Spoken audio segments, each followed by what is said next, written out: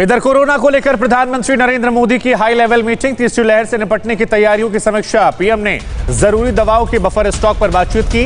बैठक में केरल और महाराष्ट्र की स्थिति पर चर्चा भी की गई है। तो बड़ी खबर आपको बता दें, कोरोना को लेकर तीसरी लहर से कैसे निपटा जाए, इसको लेकर चर्चा की गई है। प्रधानमंत्री नरेंद्र मोदी ने मोर्चा संभाला है और ये कहा गया है तमाम राज्य जो हैं वो जरूरी दवाओं का स्टॉक कर लें, अभी से सावधान रहें, सतर्क रहें, बुनियादी चीजों का विशेष ध्यान दें ताकि अगर तीसरी लहर आती है तो वो स्थिति ना हो जो पिछली बार हमें देखने को मिली थी। तो तीसरी लहर की चर्चा और प्रधानमंत्री नरेंद्र मोदी ने मोर्चा संभालते हुए दवाओं के बफर स्टॉक से लेकर तमाम जरूरी चीजों पर चर्चा संवाद किया।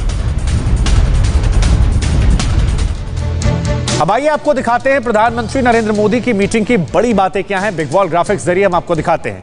तो देश भर में ऑक्सीजन की सप्लाई जो है वो तेजी से बढ़ाई जाए, ये बात प्रधानमंत्री ने कही। Oxygen concentrator, cylinder, PSA plant की संख्या जो है वो बढ़ा दी जाए। इसके अलावा हर जिले में कम से कम एक ऑक्सीजन यूनिट लगाने का टारगेट रखा जाए। राज्यों को दवाओं का बफर स्टॉक रखने का निर्देश दिया है। इसके अलावा अस्पताल में बच्चों के लिए पर्याप्त बेड जो है वो तैयार रखें, क्योंकि इसमें बच्चों का जिक्र भी किया गया तीसरी लहर में। अस्पतालों में बच्चों के लिए बेड तैयार हो। नए म्यूटेंट की पहचान के लिए जीनोम सीक्वेंसिंग आप कर लें। स्वास्थ्य के बुनियादी ढांचे को राज्य एक बार फिर से डिजाइन करें, ये तमाम बड़ी बातें प्रधानमंत्री ने कही। ब्लैक फंगस की दवाइयां भी तैयार रखने का आदेश प्रधानमंत्री ने कहा है।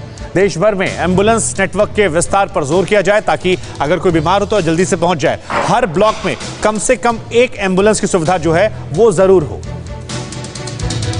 तो ये तमाम बड़ी बातें प्रधानमंत्री नरेंद्र मोदी की तरफ से कही गई। और अब बात एक बड़ी खबर को लेकर, कोरोना वैक्सीन नहीं लेने वाले सरकारी कर्मचारी पर पंजाब सरकार सख्त हो गई है।